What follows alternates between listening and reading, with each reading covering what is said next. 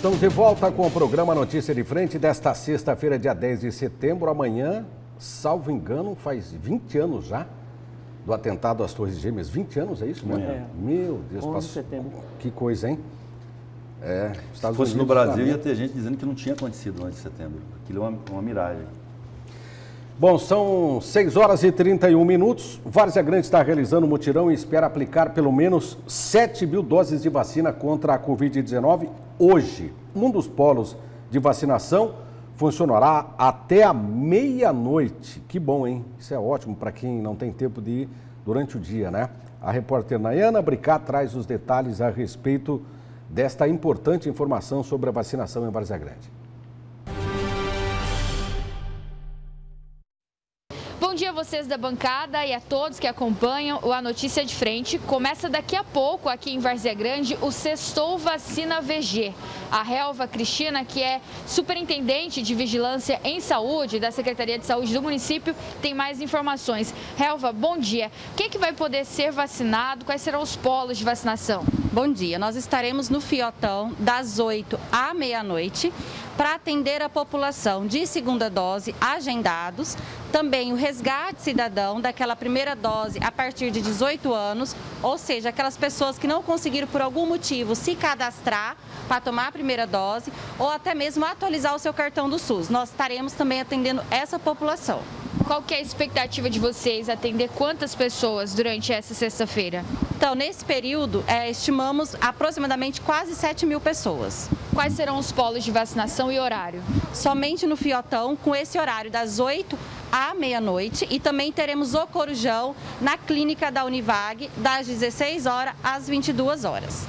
A Secretaria de Saúde recebeu doses extras para estar realizando um mutirão como esse até meia-noite? Então, as vacinas é o que nós temos ainda no nosso estoque e hoje mesmo nós recebemos já um lote de vacina, mas ainda não temos nada além, é o que nós temos no nosso estoque. E aqui em Várzea Grande já começou a aplicação da dose de reforço também para os idosos? Então, nós estamos na nossa programação para começar no Lar Vicente de Paula, né, que são aqueles idosos institucionalizados. Então, nós estamos nos organizando para fazer essa dose de reforço neles. Esse Sextou VG, então, vai ser uma oportunidade para toda a população. Para quem não conseguiu ser cadastrado, para quem tem alguma pendência, pode procurar o ginásio Fiotão, que vai ser vacinado. Exatamente. Então, aquelas pessoas que por algum motivo perdeu o agendamento, tanto da primeira dose ou da segunda dose, ou que ainda não foi agendado, mas já tem mais de 80 dias, tanto da AstraZeneca quanto da Pfizer, e mais de 30 dias da Coronavac. E amanhã, sábado, como vai ser o cronograma? Então, até o momento, estamos nos organizando para 3 pontos de vacinação. Certo, então, obrigada mais uma vez a Helva. Portanto, daqui a pouquinho, a partir de 8 da manhã até a meia-noite no ginásio Fiotão. Já na clínica do Univag, a partir das 4 da tarde até as 10 da noite. Isso hoje, sexta-feira. As imagens são de Agnaldo Gomes, com apoio técnico de Vitor, Nayana Bricá, para a Notícia de Frente.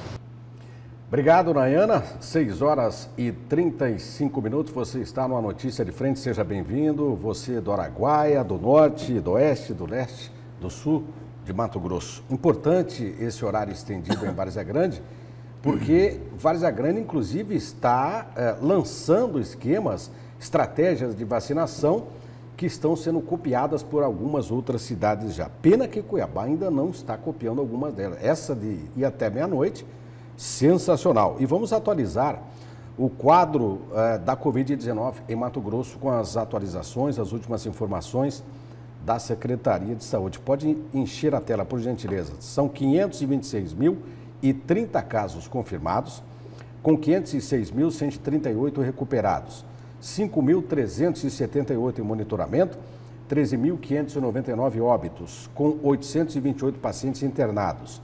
Em enfermaria temos 222, 117 em leito público, 615 pacientes em leitos clínicos disponíveis do SUS, 285 em UTIs, 187 pacientes ocupam leitos públicos, 328 pessoas estão em leitos de UTI disponíveis. Há leitos disponíveis 328, com monitoramento de 5.378, 13.599 óbitos, a taxa de ocupação é de 18% e a taxa de ocupação dos leitos de UTI de 37%. Números que, se você pegar no auge, ano passado, por exemplo, que nós tivemos um pico, era a ocupação aí de 98%, 95%. Então, realmente, isso não significa dizer que você que está nos assistindo, ou você que não está assistindo, as pessoas que às vezes tomam 2 doses e acham que já pode sair por aí participando de festinha de carnaval e pagode, não é bem assim.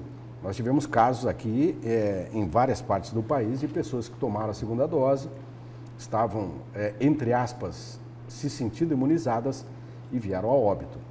Então, realmente, a situação é bastante delicada. Daqui a pouco, então, nós teremos a matéria do PSDB. Já baixou aí, Verônica? Ainda não, né? Posso fazer um pequeno comentário, Oliveira, que é importante, muito importante. São Paulo começou a vacinar a 3ª dose da vacina. A orientação do Ministério da Saúde, por que eu estou levantando essa tese desde ontem, é para que a 3ª dose seja apenas de 2 farmacêuticas, da Pfizer e da AstraZeneca. São Paulo está vacinando a 3ª dose com Coronavac, Butanvac e Sinovac. O Dória está vacinando na contramão do que o Ministério da Saúde está orientando. Mas isso que eu queria em entender, São Paulo. Isso eu queria olha entender. O problema disso. Eu queria entender o seguinte, eu não vi nenhum cientista vir a público e falar assim, olha, a 3ª dose é comprovada que vai resolver, porque teve 9 cidades no interior de São Paulo que cancelaram a 3ª dose dos idosos com medo de dar algum problema. Exato. Porque não sabe se a imunidade desse idoso, que tem 60, 70, 80 ou 90 anos, né? vai suportar essa 3ª dose. Pois é, e o Ministério da Se Saúde... não tem estudo científico, como é que você vai aplicar a 3ª dose? Veja bem, eu deduzo que realmente tem estudo científico, porque, veja bem, uma vez que você... Eu não vi em lugar nenhum divulgar isso. Eu também não. Mas eu vi o Ministério da Saúde autorizando a aplicação da 3ª dose de 2 farmacêuticas, Pfizer e AstraZeneca, né? E Coronavac? Coronavac não está autorizado. E o problema está exatamente nisso. Porque, por exemplo, agora, em Várzea Grande, alguns municípios também já estão autorizados para começar a vacinar a 3ª dose, né? Para pessoas com comorbidades, idosos, essa história toda que nós já conhecemos, né? Mas não pode vacinar de Coronavac. Você está entendendo? Quer dizer, tem que vacinar com Pfizer ou AstraZeneca, né?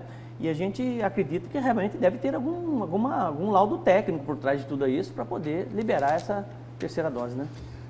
Não dá. Oliveira, falar em Coronavac, só fazer um comentário aqui. Ontem o presidente da República foi um dia, assim, especial na vida dos brasileiros e do presidente Jair Bolsonaro. Ele participou de uma reunião virtual do BRICS, alguns países em desenvolvimento, e fez altos elogios ao presidente da China.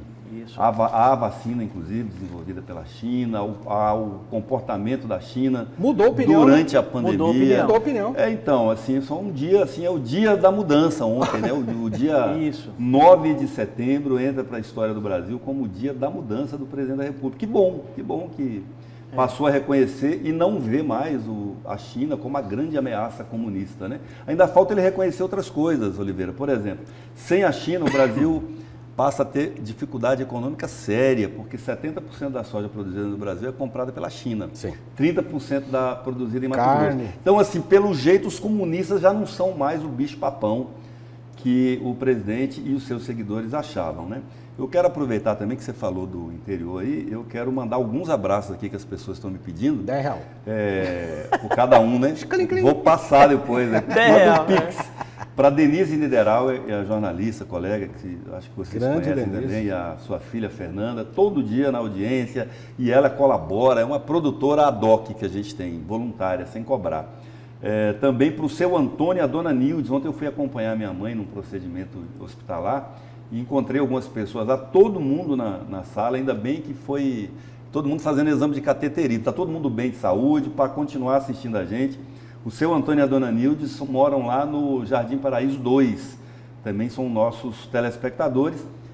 Tem uma telespectadorazinha nossa, a Isabelle, lá do Recanto dos Pássaros, tem 6 aninhos, Oliveira, 6 anos de idade. Está acordando cedo, hein? Todo dia assiste o programa, acompanhada do seu pai, do Grione, e da sua mãe, a Kelly, e também quem nos assiste todos os dias lá de Sinop, e ontem mandou aqui várias mensagens, inclusive para elogiar a nossa colega Luciana Gavilha, que hoje está ausente por um motivo de saúde, é o Mauri Rodrigues, foi presidente do Detran, inclusive grande Mauri, um abraço, dono de televisão também lá em Sinop, estava na nossa audiência, está na nossa audiência todos os dias. Quando eu conheci o Mauri, ele tinha uma loja de bicicleta, chamava Maroli, se não me engano, em Sinop. E era magro. Não, já era gordinho. Já era gordinho? Eu tentei aqui, Mauri? Tentei, grande Mauri. Todos sintam-se abraçados e agradecidos por mim e acredito que por toda a bancada. Bom, lembrando que ontem, vai ter VT isso aí, Verônica, da LDO ou não? Ontem foi aprovada a LDO na Assembleia Legislativa. De manhã nós estivemos lá, o plenário e o plenário vazio, né? Tinha 10 deputados, hora 10, hora 9, e alguns 2, né, pela internet, e não tinha sequer quórum para votar. E aí, à tarde, acabou sendo aprovada a Lei de Diretrizes Orçamentárias. Vamos aqui, a Assembleia Legislativa aprovou na manhã de ontem, não foi na manhã, foi à tarde, né? Em primeira votação, o projeto de Lei de Diretrizes Orçamentárias 2022, encaminhado pelo Governo do Estado, que prevê o pagamento de reposição inflacionária de 5,05% referente ao reajuste geral anual, RGA, dos servidores estaduais. A segunda votação está prevista para acontecer na próxima quarta-feira, dia 15. O PL aponta para um cenário econômico positivo para 2022, com um orçamento de 14,28% em investimentos. A receita para 2022 é de 24 bilhões 368 milhões, com um índice de 6,8% maior que 2021, que ficou com 22,8 bilhões. No projeto consta ainda o aumento de 8,35% do duodécimo dos poderes. E havia uma polêmica, Kleber, porque o pessoal os policiais penais estavam lá, tinha mais de 100 policiais penais nas galerias, porque foi vetado o aumento deles. Eles queriam reajuste e falaram assim, mas como que o procurador vai ter aumento e nós não? Né? E eu não estou vendo aqui nesta reportagem aqui do governo se contemplou essa categoria, porque a informação que nós tivemos é que tudo que tratava de reajuste o governo vetou. Foi isso mesmo, Kleber? Então, Oliveira, a LDO, para os nossos telespectadores entenderem, é o seguinte, é um plano de voo. Por exemplo, eu vou sair com um grupo aqui de carro para ir para Brasília participar do protesto convocado pelo presidente. Então, eu vou colocar no GPS Cuiabá-Brasília. Pum! Então, ela indica, ela traça um trajeto para eu ir.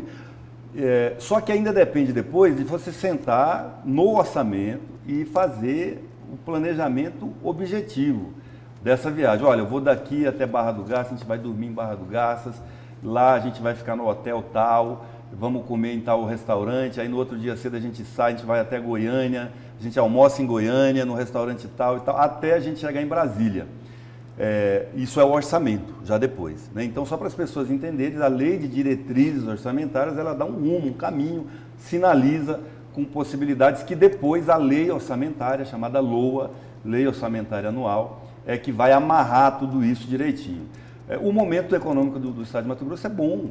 Aliás, o Mato Grosso tem tido um dinamismo econômico há mais de 20 anos. Assim, desde o governo Dante Oliveira, é um registro importante a ser feito, quando ele saneou as finanças públicas, fez a reforma do Estado, privatizou um monte de estatais que não davam mais resultado, e o agronegócio também se consolida aqui, que Mato Grosso vem crescendo, chegou a crescer a taxas de países asiáticos, de 8, 10, 11, 12% ao ano, e num desenvolvimento extraordinário. O problema é que, de tempo em tempo, o governo precisa se ajustar para poder enxergar as prioridades do Estado, né? O Dante, por exemplo, enxergou como prioridade naquela época infraestrutura de transportes e infraestrutura de energia elétrica. Os grandes leões que existem até hoje em Mato Grosso foram implantados ali no governo do Dante, e agora é hora do governo, a meu juízo, Oliveira, pensar em coisa macro de novo. Ficar todo ano, quando for discutir LDO e orçamento, ficar discutindo RGA, servidor público, isso é muito pouco para Mato Grosso, porque senão a gente fica enxergando o Estado como uma máquina que existe apenas para se retroalimentar. E o povo? E a sociedade? E essa discussão que a gente vive hoje em Mato Grosso sobre essa nova modalidade de logística de transporte, que são as ferrovias.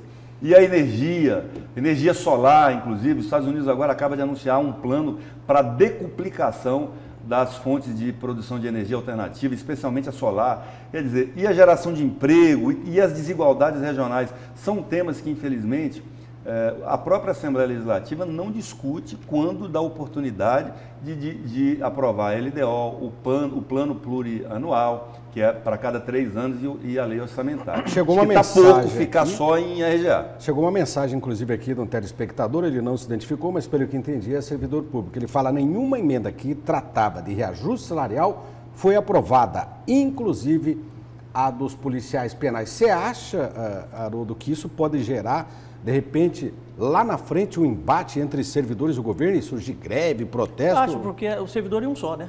São categorias diferentes, mas são servidores do Estado, né?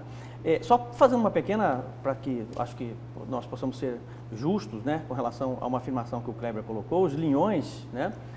Boa parte dos linhões que hoje se encontram aqui do setor elétrico, de energia do Estado de Mato Grosso, parte do governo Dante Oliveira e outra parte no governo Júlio Campos. Júlio Campos também, no governo Júlio Campos, muitos linhões foram implantados no Estado do Mato Grosso para levar energia para o nortão do Estado, né? Bom, com relação à questão da LDO, muito rapidamente, você aumenta a taxação, automaticamente você aumenta a receita, né? Você taxou mais, você vai ter mais receita. Mas isso não é só isso, né? Houve um compromisso por parte, isso foi assertivo por parte do governo do Estado do Mato Grosso, logo que o Mauro Mendes assumiu, um pacto com o Mato Grosso, vocês se lembram disso, né, com a anuência da Assembleia Legislativa do Estado do Mato Grosso, para que realmente o Estado pudesse ser enxugado, né, pudesse ser trabalhado de forma planejada, para que nos próximos meses, nos próximos anos, nós tivéssemos uma situação como essa que se encontra hoje, né? Mas se de um lado você tem uma receita implementada, né, acrescida, aumentada em 2 bilhões de reais, de 22 para 24 bilhões de reais, ao mesmo tempo, do outro lado, você tem aí problemas gravíssimos sociais, né? De nada adianta você ter um governo rico, um Estado rico com um povo pobre. De nada adianta você ter um Estado campeão na produção de alimentos e ter fila de ossinhos, ter 100 mil famílias em extrema vulnerabilidade. Então, essas distorções todas, né, não podem acontecer. Então, eu acho que o governo precisa, principalmente agora nos seus últimos anos, não só olhar para áreas específicas como infraestrutura, que são importantes, mas tem áreas que são fundamentais, que são as pessoas, que é a área social. Eu espero que realmente o governo possa, daqui para frente, dentro desse percentual de 14% de investimento, tenha um pouco mais de sensibilidade para com os servidores, para com a educação, para com a área social como um todo. Olha, eu vou colocar uma mensagem no ar aqui, tem muita, tá pipocando o negócio aqui. Vamos ver aqui. Colocar a primeira aqui, tá, Verônica? Bom dia. E é para você, Kleber, ó. Avisa ao Kleber que esbraveja e canta vitória pelo recuo do presidente, que isso se chama estratégia. E alguns, como ele, encaram como derrota do Bolsonaro. Vamos voltar um pouco no tempo e lembrar que alguns apoiadores se sentiram traídos ou sem esperança quando o Sérgio Moro saiu do governo. Pois bem, o tempo mostrou quem foi o delegado Sérgio Moro, o ministro Sérgio Moro e o pós-pedido de demissão do Sérgio Moro. Lembram? O presidente estava correto em suas afirmações e convicções e o apoio voltou com força total. Aprendam a entender que em política existe o avanço e o recuo, assim como na guerra. Abraços e os mimimis fazem parte da democracia. Francisco Garcia, telespectador do Morada do Ouro, em Cuiabá. Vamos ver aqui. Bom dia, Oliveira. Essa aqui já... Deixa eu ver a outra aqui. Bom, Mancado Kleber quer ser tangente, ajudou a derrotar o táxi na má administração do mesmo. Bom, tem muita coisa política aqui, né, gente? Diz pro Kleber aceitar Bolsonaro que dói menos, o choro não sei o quê. É muita coisa. Vamos agora... Tá pronto o material do PSDB aí, Verônica? Então, vamos lá. O diretório do PSDB de Mato Grosso se organiza para as prévias do partido para a escolha de um presidenciável, além de candidaturas estaduais. Nesse fim de semana, o governador do Rio Grande do Sul, Eduardo Leite, visita Mato Grosso e no dia 24, o governador de São Paulo, João Dória, também já confirmou presença. O PSDB reforça a oposição ao presidente Bolsonaro depois dos atos de 7 de setembro. Vamos à reportagem.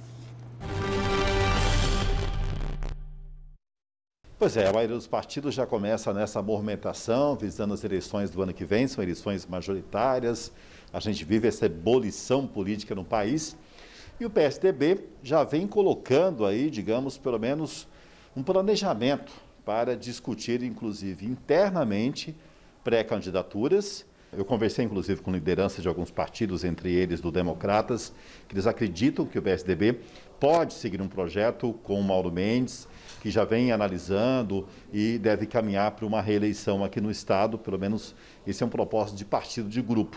Mas o PSDB vai fazer uma candidatura própria, ou seja, construir uma candidatura ao governo do Estado, ou isso ainda é discutível aqui no Estado? Olha, é muito claro para nós do PSDB. Eu e o Wilson, estamos na base do governador Mauro Mendes para dar a governabilidade a ele. Não temos compromisso, o PSDB não tem compromisso com um projeto de reeleição, com um projeto de governo. Nós vamos tentar viabilizar até o último momento candidatura própria. E temos pré-candidatos que estão trabalhando isso. E o partido está trabalhando para ter uma candidatura própria. Essa candidatura seria justamente para garantir a permanência no PSDB do deputado Wilson Leitão, como também do próprio deputado Wilson Santos, que vem sendo aí assediados, né, os dois por outros partidos, deputado? Olha, na realidade, num momento em que há tanta mudança eleitoral, todas as pessoas que têm voto, todas as pessoas que têm mandato, estão sendo cooptadas e estão sendo convidadas por outros partidos. Eu conheço o Nilson Leitão, eu conheço o Wilson Santos e eu não acredito que eles vão deixar o PSDB. O Leitão permanece como um nome hoje que é cooptado pelo partido para ser um candidato ao governo. Sim, ele foi procurado, está na imprensa, por lideranças do agronegócio, propondo o nome dele para governo do Estado. Então ele é um pré-candidato que está colocado aí. Nós vamos trabalhar estes nomes. Como ele tem uma ligação muito forte com Ari Lafim, inclusive de amizade, que é a prefeito de Sorriso, pelo segundo mandato. Quer dizer assim, os dois, com certeza, estão conversando sobre estas possibilidades, um ou o outro, e agora, recentemente, o Francis colocou o nome dele também à disposição, que estava para senador. E ele coloca também, além de senador, a possibilidade de ser candidato a governador. Deputado, como é que serão essas prévias, né? Tem aí, digamos, as estrelas do partido que começam a visitar Mato Grosso, Eduardo Leite, João Dória, Arthur Vigílio deve passar por aqui também. Ou seja, como é que vai ser essa escolha, esses eventos? Olha, os dois primeiros já estão marcados. Durante esse mês vai ter inscrição no partido, na Nacional, de quem quer participar das prévias. Com certeza o Eduardo Leite e o João Dória estarão com essas pré-inscrições e isso será decidido no dia 21 de novembro. No dia 21 de novembro, nós vamos, através de um aplicativo que está sendo desenvolvido pelo PSDB, todos os seus filiados vão votar. Hoje, o que é esse PSDB? É um novo PSDB? É um PSDB que está mais para a visão da esquerda? Como é que é esse partido hoje no Brasil, deputado? Olha, quanto à possibilidade do PSDB estar próximo ao PT, é zero. Não existe essa possibilidade. O PSDB ele foi criado para ser oposição às ideias do PT. Não é ao PT, são as ideias do PT. Quem fez oposição ao PT a vida inteira foi o PSDB. O PSDB disputou todas as eleições majoritárias com o PT. Ganhou e perdeu. E vai continuar disputando. O PSDB nunca vai estar aliado ao PT. Nós teremos as nossas candidaturas. Nós, e eu inclusive, votei no segundo turno, na eleição passada, no Bolsonaro. Porque não entendia ser possível continuação do PT como ele estava. Hoje, nós nos decepcionamos com o Bolsonaro. Então, portanto, nós, do PSDB, hoje trabalhamos, mais uma vez, como sempre trabalhamos, a nossa candidatura. E nós, com certeza, estaremos no segundo turno. Com as imagens do Roberto Garcia, José Porto para a Notícia de Frente. Obrigado, Porto. Kleber e professor Haroldo. Vou começar com o Haroldo sobre essa reestruturação, nessa repaginação do PSDB. Foi um partido que saiu realmente muito prejudicado nas eleições mais recentes, com pouca representatividade, tanto aqui no Estado como na bancada federal, né? Nos municípios também tem poucos prefeitos do PSDB e agora, como a Valone disse, um partido está se reestruturando. Pode pintar uma candidatura própria do PSDB? Acredito que sim. Eles estão se reinventando, né? E isso faz parte do jogo político desde as últimas eleições. Partidos grandes como o PSDB, o DEM, né, o MDB, eles precisavam se reinventar. O desgaste é muito grande, provocado inclusive por essa mudança, né, mudança radical no comportamento dos eleitores. Uma vez que você elege alguém, presidente da República, que sai do nada e é eleito todo mundo contra ele, absolutamente todo mundo contra ele, e é eleito utilizando apenas redes sociais, né, tendo aí 60 milhões de votos no Brasil todo, quer dizer, então acendeu uma luz vermelha nesses partidos que já vinham de um certo vício, um certo modelo de se fazer política, né? E vai ficar cada vez pior.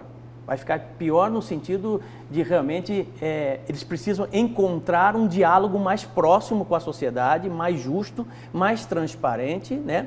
Para que realmente possam construir e convencer ou reconvencer novamente os seus eleitores que aquela via política é uma via política boa. Eu aposto e estou aguardando para as eleições de 2022, né?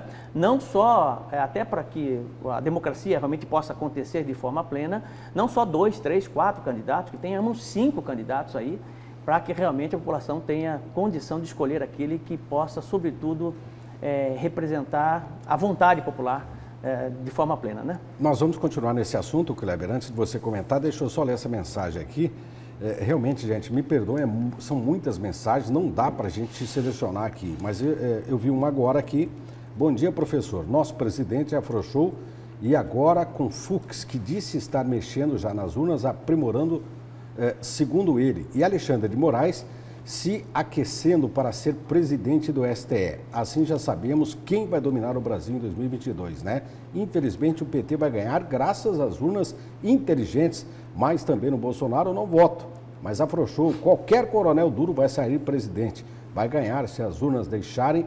E você, continua Bolsonaro? Pergunta o telespectador. Não, eu não tenho, deixa eu deixar bem claro, eu sempre disse isso aqui, eu não tenho político de estimação. Não tenho, eu busco sempre trazer uma certa coerência, né? O bom senso nas minhas análises. Eu já critiquei o presidente por várias vezes nesse programa, já o elogiei por várias vezes nesse programa. Já elogiei algumas atitudes da esquerda também nesse programa, como já desconstruí alguns argumentos que eu acho completamente fora da casinha, fora do quadrado. Então, eu não tenho compromisso absolutamente nenhum político com ninguém.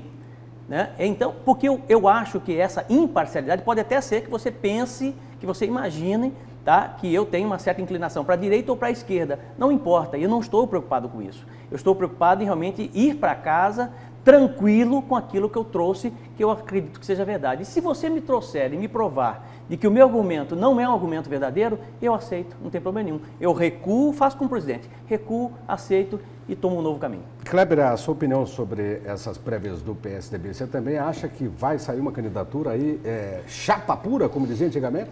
Vera, eu antes de responder sua pergunta, eu vou ler aqui uma mensagem que eu recebi do ex-governador Júlio Campos.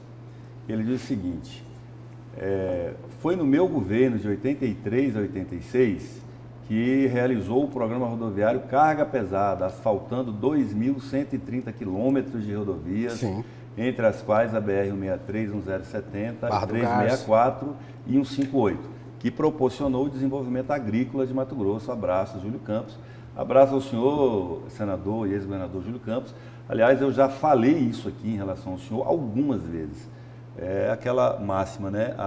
O elogio não chega. E a crítica que não houve chegou, porque eu não critiquei ele. Não. Eu só enalteci um marco do governo Dante de Oliveira para cá. Inclusive, na época que o Júlio assumiu o governo, foi feito um acordo com o governo federal para que o governo financiasse grandes obras de infraestrutura, como asfalto, como foi daqui para Barra, etc., Sinop. E o governo não cumpriu com o acordo. O Carga Pesada, né? Que é o programa que ele cita aqui. Não, era outro nome. E aí, Carga Pesada sobre o transporte. E aí o governador, na época, o Júlio Campos, teve que continuar as obras com o dinheiro... Recursos próprios. Então, o povo de Barra do Garças deve muito... Sim. Ao Júlio Campos por ter concluído esta obra e várias outras. E eu, inclusive, morava em Barra do Garças naquela época e vinha. Eu cheguei a vir a Cuiabá algumas vezes, ainda garoto, pegando estrada de chão, atolando. Sim, a gente ia transmitir jogo em Barra, tinha que sair daqui na sexta-feira para poder chegar. Então, assim, eu já fiz, inclusive, essas distinções aqui ao ex-governador Júlio Campos mais de uma vez e em outros aspectos também. O PSDB acho que tem sim hoje 2 excelentes nomes para colocar em discussão para a sucessão do ano que vem. e vejo assim como um nome diferenciado esse governador do Rio Grande do Sul, o Eduardo Leite. Eu acho que ele consegue hoje criar uma conexão com um setor expressivo da sociedade brasileira para discutir temas relevantes e com muita coragem e tranquilidade. E ele vai brigar com o Dória na prévia. É uma disputa interna ali, é natural. O Dória é governador do maior estado do país, o mais rico, o mais populoso, o mais influente. Não tem como dizer que ele não tem peso, mas eu acho que o Eduardo Leite se diferencia mais, né? E eu não sei se a gente já vai para o intervalo ou não, mas eu ainda tenho assuntos que eu quero discutir sobre a carta do Bolsonaro, viu, Oliveira? Inclusive sobre algumas afirmações feitas aqui. Por exemplo, de que o presidente pediu desculpa.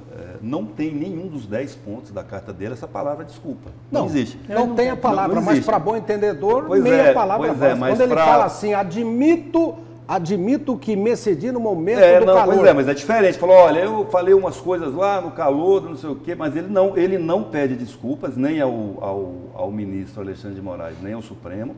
E ele xingou o Alexandre de Moraes de canalha no dia 7. Canalha, né? Não foi outra palavra, foi canalha.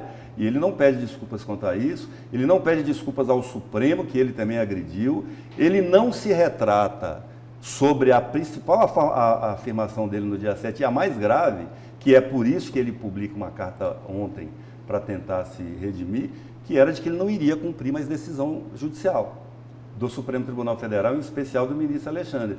Quer dizer, tudo isso, mais o bloqueio articulado por ele, em seu nome. Nós fizemos ontem aqui entrevistas com os líderes aqui do bloqueio em Cuiabá, e todo mundo com camiseta do Bolsonaro. Voltando à questão do PSDB, né? Então, assim, só voltando à questão do PSDB, que você já foi parar lá no carta do Bolsonaro. É o que eu quero discutir, do PSDB eu já respondi. Não, você não respondeu, eu perguntei no Estado, você falou só do Dória e do governador do Rio Grande do Sul e no Estado. Pois é, mas eu acho que o PSDB passa por esse reposicionamento no país, né, Oliveira? E a discussão hoje é se nós vamos ter eleição. Como é que eu vou discutir a eleição do ano que vem se eu tenho um presidente da República incentivando o autogolpe? Você não quer discutir isso, vai discutir o quê? Né? Mas você não vai falar do PSDB, Eu já falei aqui, eu acho que o PSDB é um partido que está em reconstrução, Oliveira. Está em reconstrução. Agora, você quer que eu fale alguma coisa específica, você me diga o que é que eu falo para você. Eu quero saber se Mato Grosso vai ter, o PSDB vai ter um candidato. Eu não sei quem que pode dizer isso. Eu não sou do PSDB. O que eu sei é o seguinte... Mas você é marqueteiro, você conhece tudo de política. Mas eu não sou adivinho, né? O PSDB hoje tem um quadro que está sendo cogitado para ser candidato, que é o do Nilson Leitão. Agora, quem garante a você, ou para mim, que o Nilson Leitão vai continuar no PSDB? Ele foi convidado e incitado a ser candidato pelo presidente Jair Bolsonaro, que não é aliado do PSDB. Então, assim, quem garante que o Nilson Leitão, sendo candidato, ele será candidato pelo PSDB? Quem garante que o Avalone não possa ser o candidato? A gente não sabe. Hoje, aliás, a gente não tem certeza de nada sobre as eleições do ano que vem. Aliás, um tema para a gente discutir, que eu achei que a gente ia tratar hoje, era a aprovação em primeira votação ontem do novo Código Eleitoral, que está mudando todas as regras das eleições do ano que vem, né? É isso aí que eu quero dizer ao senhor, meu querido. Na segunda-feira, com certeza, sobre o PSDB em Mato Grosso. A nossa produtora, a Verônica Raquel, vai pautar esse assunto, inclusive com um especialista, quem sabe, trazendo alguém do TRE ao vivo aqui para tratar desse assunto, sem dúvida que é muito importante. Intervalo aí, Verônica, como é que estamos no horário? Então vamos no intervalo, 7 horas e 5 minutos, voltamos para o bloco final aqui do Notícia de Frente desta sexta-feira. E vem mais bomba por aí, não sai daí não, até já.